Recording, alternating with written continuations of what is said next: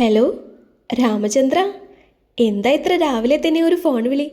എന്തെങ്കിലും വിശേഷമുണ്ടോ? ഹലോ ദാസൻ, നിങ്ങൾ വീട്ടിൽ തന്നെയുണ്ടോ അതോ ഓഫീസിൽ പോയോ എന്നറിയാൻ വേണ്ടിയാണ് ഞാൻ വിളിച്ചത്. ഉണ്ടല്ലോ, ഓഫീസിൽ പോകാനുള്ള സമയമൊന്നും ആയിട്ടില്ലാന്നേ. എന്നാ ഒരു അരമണിക്കൂർ ഞങ്ങൾ അവിടെ എത്തും.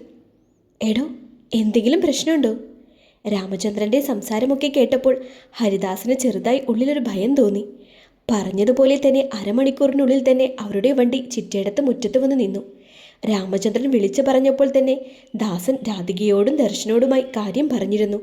അടുക്കളയിൽ മാലതിയെ പാചകത്തിന് സഹായിച്ചു കൊണ്ടിരുന്ന ദേവിയും ദാസൻ പറഞ്ഞത് കേട്ടു.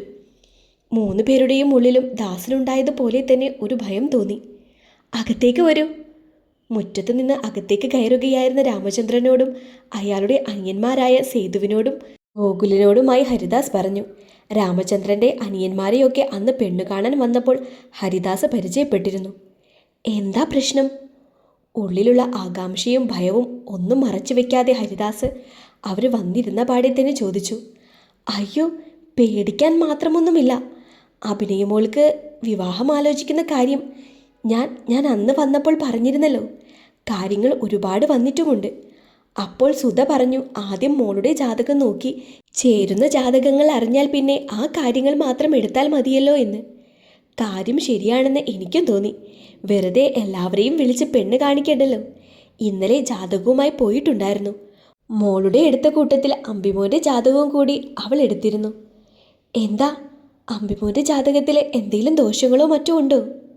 രാമചന്ദ്രൻ പറയുന്നത് കേട്ടുകൊണ്ടിരുന്ന രാധികയ്ക്ക് സംശയം തോന്നി ചോദിച്ചു. ദോഷമൊന്നുമില്ല, പക്ഷേ അവൻ്റെ ജാതകം വെച്ച് നോക്കുമ്പോൾ അവന് കല്യാണ സമയമാണിപ്പോൾ. ഇതിനാണോടോ താൻ ഇത്ര വിഷമിപ്പിച്ചത്? ബാക്കിയുള്ളവരെയും പേടിപ്പിച്ചല്ലോ. അതല്ല ദാസ, 9 ദിവസം കൂടിയുള്ളൂ അവൻ്റെ കല്യാണ സമയം തീരാനായിട്ട്. എടോ, കല്യാണ സമയമൊക്കെ ഇനിയും വരും. അത് ഓരോരോ പ്രായത്തിൽ അങ്ങനെയാണ്. ഇവിടുത്തെ ദേവിമോളുടെ കാര്യം വന്നപ്പോൾ 2 പേരുടെ ജാതകവുമായിട്ട് രാധികയും പോയിരുന്നു. അപ്പോൾ അയാൾ പറഞ്ഞിരുന്നു, ദേവിമോൾക്ക് ഇപ്പോൾ കല്യാണ സമയമാണെങ്കിലും അല്പം മോശം സമയം കൂടിയാണെന്ന്. 1 വർഷം കൂടി കഴിഞ്ഞാൽ കല്യാണത്തിന് ഏറ്റവും നല്ല സമയമാണെന്നും. എന്നാൽ ദർശനോ ഇപ്പോൾ വിവാഹത്തിന് നല്ല സമയമാണെന്ന്. ഇതൊക്കെ എങ്ങനെ മാറി വരും? ഇതിനാണോ ഇത്ര പേടിച്ചത്? പക്ഷേ ഇതങ്ങനെയല്ല ദാസ. ഈ 9 ദിവസത്തിനുള്ളിൽ അവൻ്റെ കല്യാണം കഴിഞ്ഞില്ലെങ്കിൽ പിന്നെ 10 വർഷങ്ങൾക്ക് ശേഷമാണ് അവനൊരു കല്യാണയോഗമുള്ളത്. 10 വർഷമോ? രാധിക ഞെട്ടിപ്പോയി അത് കേട്ട്. അവരുടെ മുഖത്തെ ഞെട്ടൽ രാമചന്ദ്രന് തുടർന്ന് സംസാരിക്കാനുള്ള ധൈര്യം നൽകി. അതെ, 10 വർഷം. അതിനിടയ്ക്ക് നമ്മൾ വിവാഹം നടത്താൻ ശ്രമിച്ചാൽ അത് ആ ബന്ധത്തിൻ്റെ നാശത്തിലെ കലാശിക്കൂ എന്നാ ജോത്സ്യൻ പറഞ്ഞത്. ഒരു നിമിഷം എന്ത് പറയുമെന്നറിയാതെ നിന്നുപോയി എല്ലാവരും. പരിഹാരമായി എന്തെങ്കിലും വഴിപാടോ മറ്റോ ചെയ്താൽ മതിയാവില്ലേ? പെട്ടെന്നൊരു വഴി തോന്നിയതുപോലെ രാധിക തന്നെ ചോദിച്ചു അത്. അതൊക്കെ ഞങ്ങൾ ചോദിക്കാതിരിക്കുമോ ദേവിയുടെ അമ്മേ? 9 ദിവസത്തിനുള്ളിൽ ഒരു വിവാഹമല്ലാതെ വേറൊരു വഴിയില്ലെന്നാ അദ്ദേഹം പറഞ്ഞത്. കാര്യങ്ങളൊക്കെ ജോത്സ്യനോട് ഞാൻ പറഞ്ഞു. അപ്പോൾ അങ്ങേര് തന്നെ ഒരു വഴി പറഞ്ഞു തന്നിട്ടുണ്ട്. എന്ത് വഴി? ഹരിദാസ് ചോദിച്ചു. അത് വരുന്ന ചൊവ്വാഴ്ച നല്ല മുഹൂർത്തമുള്ള ദിവസമാണെന്നും അന്ന് ഇവരുടെ കല്യാണം നടത്തിയാൽ നല്ലതായിരിക്കുമെന്ന് പറഞ്ഞു അദ്ദേഹം. ചൊവ്വാഴ്ച എന്ന് പറയുമ്പോൾ ഇന്നിപ്പോൾ ബുധനായില്ലേ? ആകെ 6 ദിവസമല്ലേ ഉള്ളൂ. ഇത്രയും ചുരുങ്ങിയ സമയത്തിനുള്ളിൽ ഒരു കല്യാണമൊക്കെ എങ്ങനെയാണോ നടത്തുന്നത്? ഞാനും ഇതൊക്കെ ചോദിച്ചതാണ്. അപ്പോൾ അദ്ദേഹം പറഞ്ഞത് ചടങ്ങായി താലികെട്ട് മാത്രം അമ്പലത്തിൽ വെച്ച് നടത്തിയിട്ട് പിന്നീട് എല്ലാവരെയും വിളിച്ചറിയിച്ച് ഒരു റിസപ്ഷൻ പോലെ നടത്തിയാൽ മതിയെന്ന്. ഇതിനു മുൻപും ഇതുപോലെയുള്ള അവസരങ്ങൾ വന്നപ്പോൾ അദ്ദേഹം തന്നെ പറഞ്ഞു കൊടുത്തിട്ട് ചില ആളുകൾ അങ്ങനെയൊക്കെ നടത്തിയിട്ടുണ്ടെന്നാണ് പറയുന്നത്. പക്ഷേ നമുക്കത് ശരിയാവില്ല രാമചന്ദ്ര. എൻ്റെ മോളുടെ കല്യാണം അത് എൻ്റെ ഏറ്റവും വലിയ സ്വപ്നമാണ്. ഈ നാടും നാട്ടുകാരെല്ലാം ഞെട്ടുന്ന രീതിയിൽ നടത്തണമെന്ന എൻ്റെ ആഗ്രഹം. എനിക്ക് മനസ്സിലാവുമടോ, നമ്മുടെ 2 കുടുംബങ്ങളിലെയും ആദ്യത്തെ കല്യാണമാണിത്. എനിക്കും ഉണ്ടായിരുന്നു ഒരുപാട് സ്വപ്നങ്ങളൊക്കെ. പക്ഷേ ഇങ്ങനെയൊരു പ്രശ്നം വന്നുപെടുമെന്ന് നമ്മളാരും വിചാരിച്ചില്ലല്ലോ. അല്ലെങ്കിൽ പിന്നെ 10 വർഷം കഴിഞ്ഞ് നടത്താമെന്ന് തീരുമാനിക്കാം. അല്ലാതെ ഇതിലൊന്നും വിശ്വാസമില്ല എന്ന് പറഞ്ഞ് പിടിച്ചു കെട്ടിച്ചിട്ട് പിന്നീട് അദ്ദേഹം പറഞ്ഞ പോലെ എന്തെങ്കിലും പ്രശ്നം വന്ന് പിരിയേണ്ടി വന്നാൽ താങ്ങോടോ നമ്മുടെ പിള്ളേര്? ദേവിയുടെ കണ്ണെല്ലാം നിറഞ്ഞു വന്നു. അമ്പിയെ പിരിയേണ്ടി വരുന്ന ഒരവസ്ഥ അങ്ങനെയൊന്ന് ചിന്തിക്കാൻ പോലും അവൾക്ക് സാധിക്കുന്നുണ്ടായിരുന്നില്ല. ഞങ്ങളങ്ങ് ഇറങ്ങുക. നിങ്ങളുടെ മറുപടി എന്താണെന്ന് വെച്ചാൽ എല്ലാവരും കൂടി ആലോചിച്ചറിയിക്ക്. അവർ പോയിട്ട് കുറച്ചു നേരത്തേക്ക് പരസ്പരം മിണ്ടാനാവാതെ എല്ലാവരും ഇരുന്നു. വല്ലാത്തൊരു പ്രതിസന്ധിയിലാണ് തങ്ങൾ വന്നുപെട്ടിരിക്കുന്നതെന്ന് എല്ലാവർക്കും മനസ്സിലായി. എന്താ അച്ഛാ ഇപ്പം ചെയ്യാ? ദർശന്റെ ചോദ്യത്തിന് മറുപടി നൽകാനാവാതെ ഹരിദാസ് ഇരുന്നു. എന്താ ദാസേട്ട ഒന്നും മിണ്ടാത്തത്?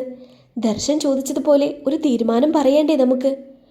അങ്ങനെ ധൃതി പിടിച്ച് തീരുമാനമെടുക്കാൻ പറ്റിയ ഒരു കാര്യമാണോ ഇത്? ഞാനൊന്ന് ആലോചിക്കട്ടെ. ഇതിലിപ്പോൾ എത്ര ആലോചിച്ചാലും ആ 2 വഴിയേ ഉള്ളൂ എന്ന് അമ്പിയുടെ അച്ഛൻ പറഞ്ഞല്ലോ. 10 വർഷം എന്നൊക്കെ പറഞ്ഞാൽ ഒരു പെൺകുട്ടിയെ സംബന്ധിച്ചിടത്തോളം അതൊരു വലിയ കാലയളവല്ലേ? മകളെക്കുറിച്ചോർത്ത് ആ അമ്മയുടെ മനസ്സ് ഒരുപാട് വേദനിച്ചു. പിന്നെ അവർ പറഞ്ഞതുപോലെ കല്യാണം നടത്താമെന്ന് പറഞ്ഞാൽ 6 ദിവസം കൊണ്ട് അത്യാവശ്യം ബന്ധുക്കളെ പോലും വിളിച്ച് തീരുവോ നമ്മൾ? കല്യാണം വിളി മാത്രമല്ലല്ലോ, പിന്നെയും ഇല്ലേ ഒരുപാട് കാര്യങ്ങൾ. അച്ഛനെ ന്യായീകരിച്ചുകൊണ്ട് ദർശനം പറഞ്ഞു. പിന്നെ 10 വർഷം കഴിഞ്ഞ് നടത്താനോ? അത് പറ്റില്ല. ഇനി അഥവാ നമ്മൾ അങ്ങനെ പറഞ്ഞാൽ പോലും അവർക്കതിന് സമ്മതമാവണമെന്നില്ലല്ലോ. രാധിക ദേവിയൊന്ന് നോക്കി. ആ വാക്കുകൾ അവളെ ഒന്ന് ഉലച്ചു. അച്ഛാ, അമ്പിയേട്ടൻ്റെ അച്ഛൻ പറഞ്ഞതുപോലെ അമ്പലത്തിൽ വെച്ചൊരു താലികെട്ട് നമുക്ക് നടത്തിക്കൂടെ? എന്നിട്ട് അച്ഛൻ്റെ ആഗ്രഹം പോലെ എല്ലാവരെയും വിളിച്ച് ഒരു റിസപ്ഷൻ നടത്താം. സംസാരിക്കാൻ ആവുന്നുണ്ടായിരുന്നില്ല എങ്കിലും ഒരു കണക്കിന് അവൾ പറഞ്ഞു. അവളുടെ ആ വാക്കുകളിൽ നിന്ന് തന്നെ അമ്പി അവൾ എത്രത്തോളം സ്നേഹിക്കുന്നുണ്ടെന്ന് അവർക്ക് മനസ്സിലായി. അതിനെ മറികടന്ന് ഒരു തീരുമാനമെടുക്കാൻ അവർക്ക് സാധിക്കുമായിരുന്നില്ല. ഹരിദാസ് അപ്പോൾ തന്നെ ഫോണെടുത്ത് അടുത്തു തന്നെയുള്ള തൻ്റെ ഏറ്റവും വേണ്ടപ്പെട്ട ബന്ധുക്കളെ വിളിച്ചു. ദർശൻ ജോണിനെയും മാത്യുവിനെയും വിളിച്ചറിയിച്ചു. കുറച്ചു നേരം കൊണ്ട് തന്നെ എല്ലാവരും എത്തി. ഏറെ നേരത്തെ സംസാരങ്ങൾക്കൊടുവിൽ രാമചന്ദ്രൻ പറഞ്ഞത് തന്നെ എല്ലാവരും അംഗീകരിച്ചു.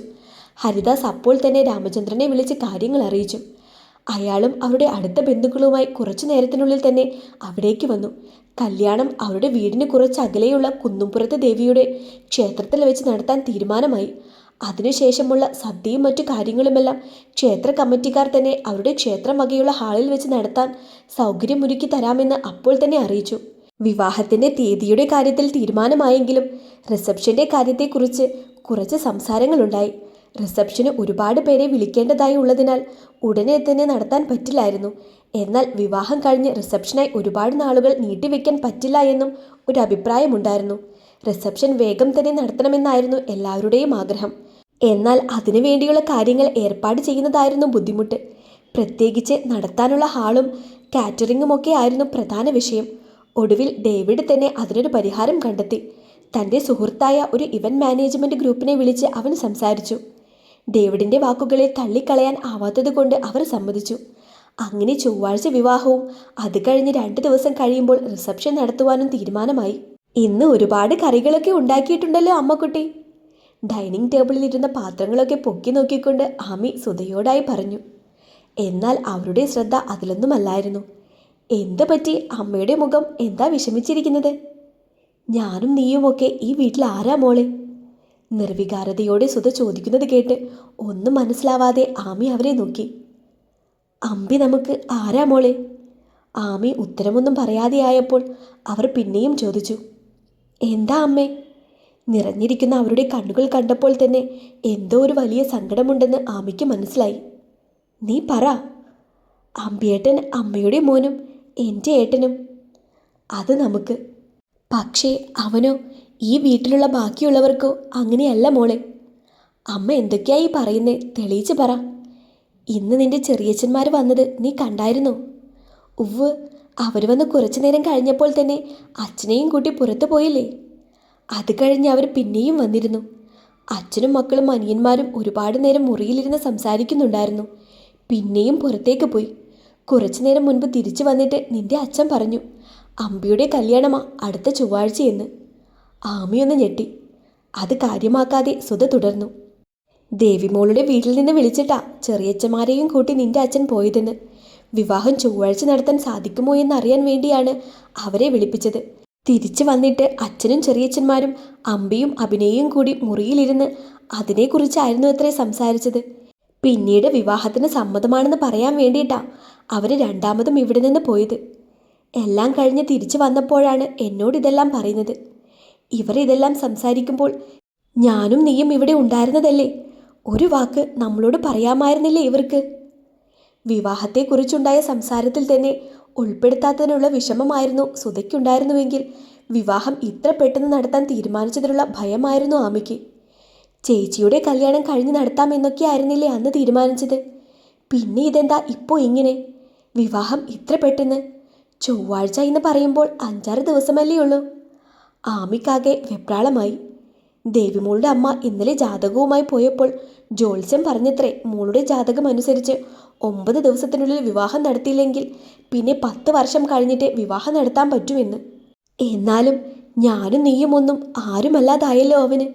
അവൻ്റെ ജീവിതത്തിലെ ഇത്രയും പ്രധാനപ്പെട്ട ഒരു കാര്യം തീരുമാനിച്ചപ്പോൾ നമ്മളെ കൂട്ടാൻ തോന്നിയില്ലല്ലോ അവന്. അവർ ആമിയെ ഒന്ന് നോക്കി. ആലോചനയോടെ നിൽക്കുന്ന അവളെ കണ്ടപ്പോൾ അവർ കരുതി അവളും ആകെ വിഷമത്തിലാണെന്ന്. മോള് വിഷമിക്കണ്ട, പോയി കഴിക്കാൻ നോക്ക്.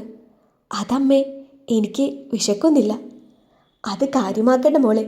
സങ്കടം വന്നപ്പോൾ ഞാൻ മോളോട് പറഞ്ഞു പോയതാ. നിന്നോടല്ലാതെ വേറെ ആരോടാടി ഞാനെൻ്റെ സങ്കടങ്ങൾ പറയുന്നത്? അമ്മ എടുത്തു തരാം മോൾക്ക്. അതല്ല, എനിക്ക് അത്യാവശ്യമായി ഒന്ന് സ്വാതിയുടെ വീട് വരെ പോകണം. അവൾ വിളിച്ചിട്ടുണ്ടായിരുന്നു. ഞാൻ പോയിട്ട് വേഗം വരാം, എന്നിട്ട് കഴിക്കാം. വിശക്കണില്ലേ നിനക്ക്? അത് കുഴപ്പമില്ല അമ്മേ, ഞാൻ വേഗം വരാം. എന്നാ നീ അവിടെ നിന്ന് എന്തെങ്കിലും കഴിച്ചോ? ആ ശരി. സ്കൂട്ടിയുടെ കീയുമായി അവൾ വേഗം പുറത്തേക്കിറങ്ങി. വണ്ടിയിൽ കയറിയിരിക്കുമ്പോൾ ഫോണെടുത്ത് ഫ്യൂച്ചർ ഡിസൈൻസ് എന്ന കമ്പനിയുടെ ലൊക്കേഷൻ ഗൂഗിൾ മാപ്പിൽ എടുത്തു അവൾ.